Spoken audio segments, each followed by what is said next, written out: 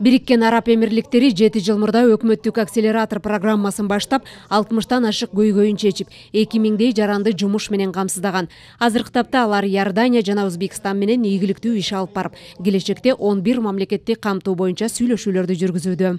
Today, we're working with our colleagues from the administration of the presidential affairs here in Kyrgyz Republic. Бизде мурда автокырсыктан өлүмдүн саны көп болчу.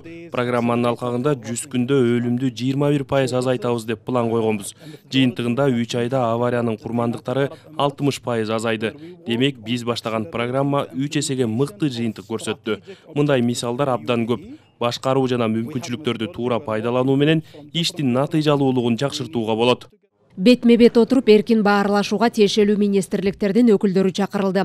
Алар тармагындагы көйгөйдү ачык айтып, аны чечүү боюнча араб өкмөтүнүн тажрыйбасын эске алат. Билим берүү жана илим министрлигинде биринчи көйгөй бала бакча.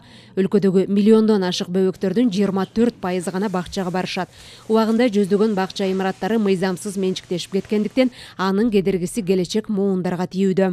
Жалаң эле республикалык бюджетке баягы күч келбесин үчүн жеке өнөктөштүк, анан жеке мамлекет, анан жеке өнөктөштүктү кайсы формалары бизге жарайт. Канткенде биз ушу бизнеске, жеке жактарга ушу кандай шарттарды түзсөк, жеке менчик бала бакчаларыбыз да көбөйөт, мамлекеттик бала бакчаларыбыз да көбөйөт. Эркин пикир алышууда социалдык жана экономикалык багыт боюнча маселелер талкууга коюлду. Анда тоскоолдуктарды жоюу жана ашыкча документтерди кыскартуу жолдору каралган. Биринчи жолу башталышы бул методология боюнча башка мамлекеттерде иштеп атат. Биздин кошуналар Казакстан, Өзбекстан өзүнүн ар кайсы кичине мындай өзгөртүүлөрү менен мен ойлойм азыр биринчи жолу баштадык.